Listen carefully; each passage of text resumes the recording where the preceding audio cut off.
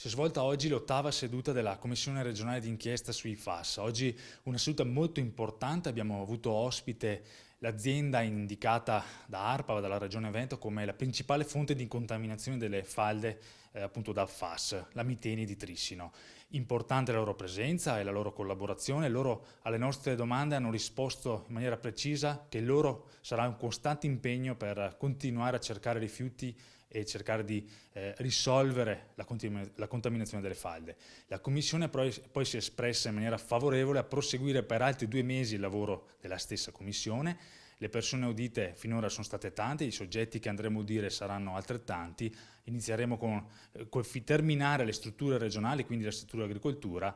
Proseguiremo con i ministri, noi inviteremo qui i ministeri competenti, quindi ambiente, sanità, l'Istituto Superiore di Sanità e poi le associazioni di categoria e le associazioni del territorio.